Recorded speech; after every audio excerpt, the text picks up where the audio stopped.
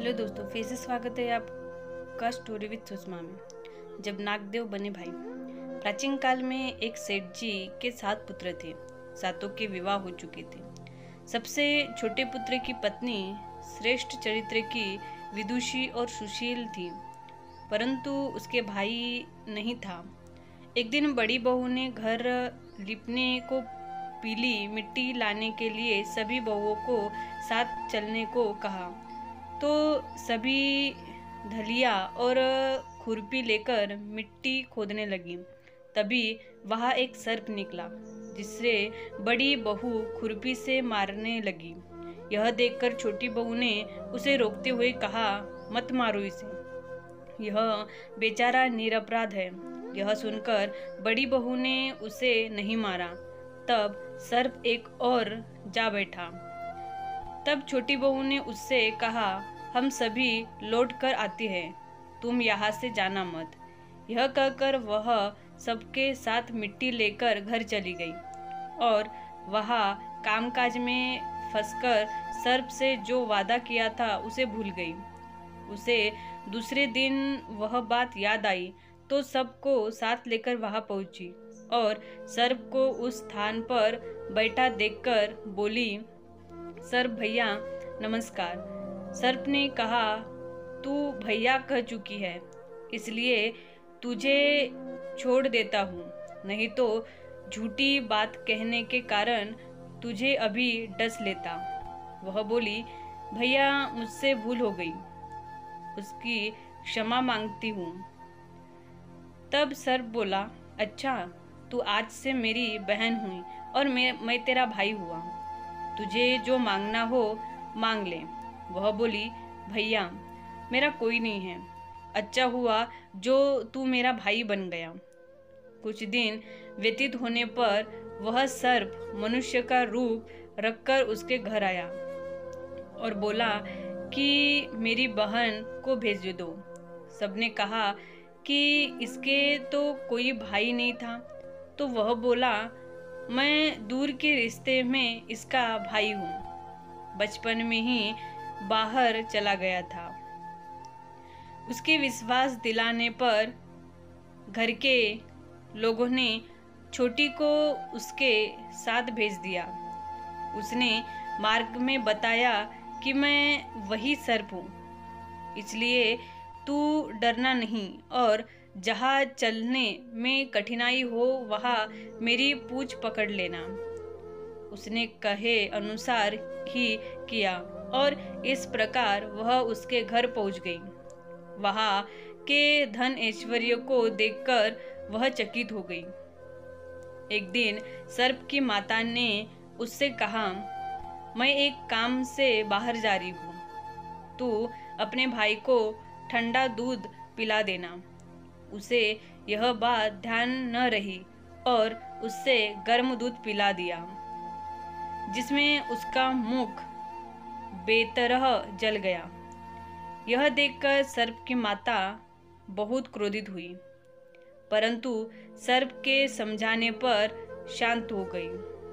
तब सर्प ने कहा कि बहन को अब उसके घर भेज देना चाहिए। तब सर्प और उसके पिता ने उसे बहुत सा सोना चांदी जवाहरात वस्त्र भूषण आदि देकर उसके घर पहुंचा दिया। इतना ढेर सारा धन देखकर बड़ी बहू ने ईर्ष्या से कहा, भाई तो बड़ा धनवान है, तुझे तो उससे और भी धन लाना चाहिए। सर्प ने यह वचन सुना तो सब वस्तुएं सोने की लाकर दे दी। यह देखकर बड़ी बहू ने कहा, इन्हें झाड़ने की झाड़ू भी सोने की होनी चाहिए। तब सर्प ने झाड़ू भी सोने की लाकर रख दी। सर्प ने छोटी बहू को हीरा मणियों का एक अद्भुत हार दिया था। उसकी प्रशंसा उस देश की रानी ने भी सुनी और वह राजा से बोली कि सेठ की छोटी बहू का हार यहाँ आना चाहिए। राजा ने मंत्री को हुक्म दिया कि उससे वह हार लेकर शीघ्र उपस्थित हो। मंत्री ने सेठ जी से जाकर कहा कि महारानी जी छोटी बहू का हार पहनेंगी, वह उससे लेकर मुझे दे दो। सेठ जी ने डर के कारण छोटी बहू से हार मंगाकर दे दिया। छोटी बहू को यह बात बहुत बुरी लगी। उसने अपने सर्प भाई को याद किया और आने पर प्रार्थना की, भैया, रानी ने हार छीन लिया है, तुम कुछ ऐसा करो कि जब वह हार उसके गले में रहे तब तक के लिए सर्प बन जाए, और जब वह मुझे लौटा दे तब हीरो और मणियों का हो जाए। सर्प ने ठीक वैसा ही किया। जैसे ही रानी ने हार पहना वैसे ही वह सर्प बन गया। यह देखकर रानी चीख पड़ी और रोने लगी। यह देखकर राजा ने सेठ के पास खबर भेजी कि छोटी बहू को तुरंत भेजो। सेठ जी डर गए कि राजा न जाने क्या करेगा। वे स्वयं छोटी बहू को साथ लेकर उपस्थित हुए। राजा ने छोटी बहू से पूछा, तूने क्या जादू किया है? मैं तुझे दंड दूंगा। छोटी बहू बोली, राजन, दुष्टता क्षमा कीजिए। यह हार ही ऐसा ही है कि मेरे गले में हीरो और मणियों का रहता है और दूसरे के गले में सर्प बन जाता है। यह सुनकर राजा ने वह सर्प बना हार उसे देकर कहा, अभी पहनकर दिखाओ। छोटी बहू ने जैसे ही उसे पहना वैसे ही हीरो मणियों का हो गया। यह देखकर राजा को उसकी बात का विश्वास हो गया और उसने प्रसन्न होकर उसे बहुत सी मुद्राएं भी पुरस्कार में दे दी।